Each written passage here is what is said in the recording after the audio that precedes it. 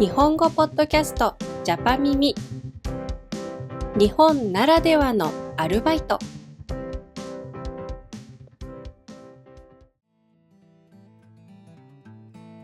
皆さんこんにちは。日本語ポッドキャストジャパ耳です。今日も一緒に日本語の耳を鍛えましょう。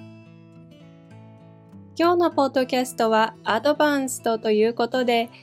日本語を勉強中で中級から上級へステップアップしたいという方におすすめの練習となっています。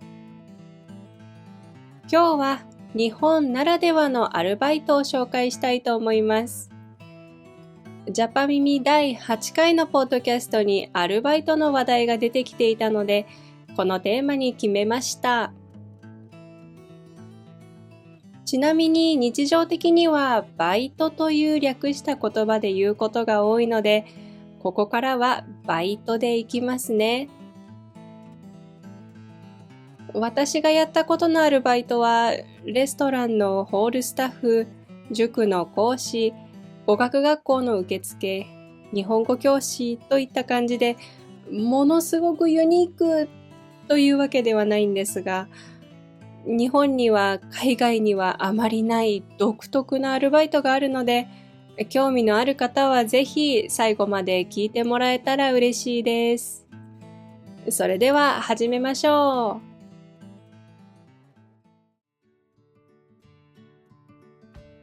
う。まず紹介したいのがポケットティッシュ配りです。皆さんは日本の街中や駅前でポケットティッシュを配っている人を見かけたことありますか？これはただティッシュを配っているのではなく、新しい店舗や商品を広めるための宣伝なんです。だからティッシュの中にチラシやクーポンが入っていることが多いです。チラシやクーポンだけの場合もあるんですが、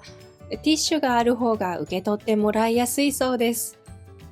ティッシュはあっても困らないし、という考えからかもしれませんね。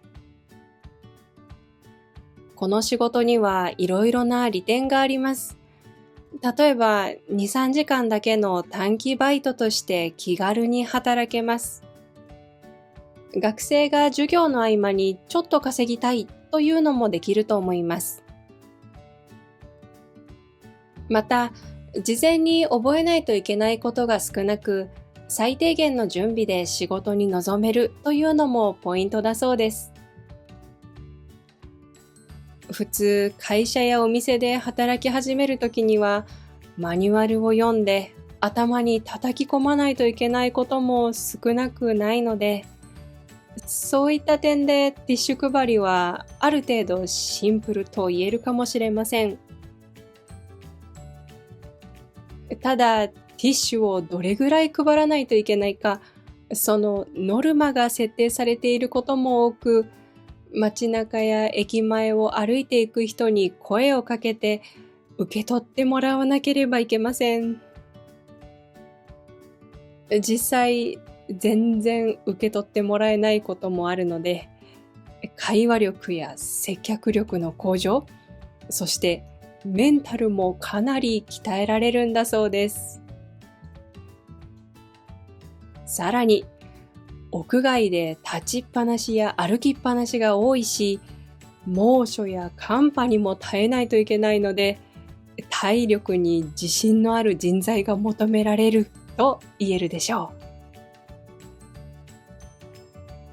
う。私はこのバイトをしたことはないんですが、駅前を通るといつもティッシュ配りの人を見かけます。ティッシュ配りの目的である店舗や商品に興味がなくても、ティッシュは後々使えるので、とりあえずもらっておこうという心構えなんですが、受け取った後にしつこく話しかけてくる人もいて、それは苦手なので、すいません、急いでいるので、と言いながら逃げてます。特に、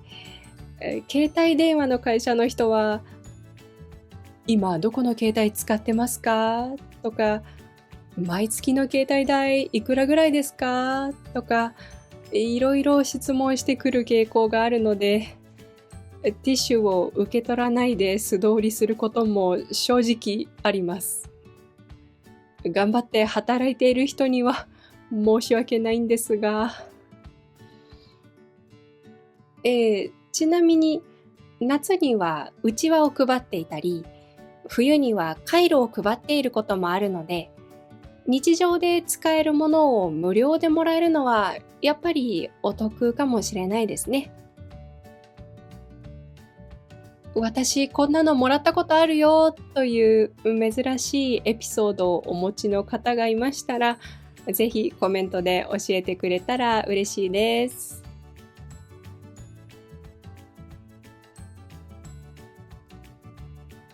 次に紹介するのは神社の巫女さんです。巫女さんは受付や参拝者の案内、イベントでの接客、お守りやお札の販売など、いろいろな業務を行っているそうです。特に初詣や夏祭りなどの繁忙期に短期バイトとして募集されていて、神社によって募集要件は様々だと思いますが、高校生や大学生、成人でも応募できる場合があるそうです。人気の理由は、かわいい巫女装束を着て働けるということ。また、伝統文化を体験できたり、観光客や参拝者と接する機会があるということも挙げられるでしょう。巫女装束は基本的には赤と白がメインです。白は清らかさや神聖さを表し、赤は魔除けや生命力を表していて、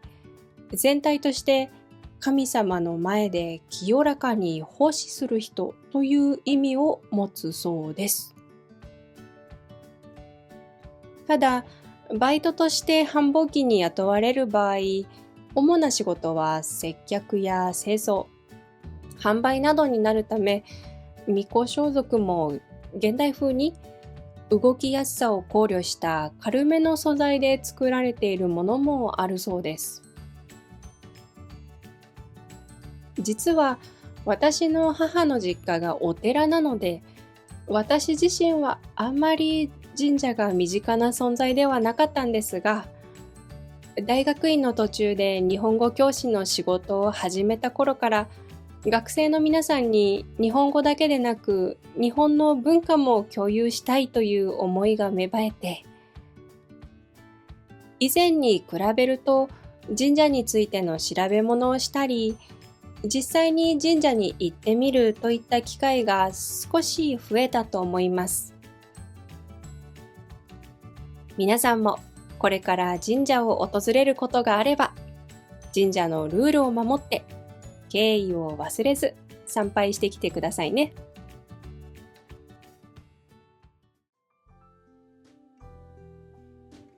それでは今日のポッドキャストはここまでです。最後まで聞いてくれてありがとうございました。今日のテーマは日本ならではのアルバイトでした。また機会があれば、私自身のアルバイトの経験や日本語教師になるまでのお話もできればいいなと思っています。ではまた次のポッドキャストでお会いしましょう。ありがとうございました。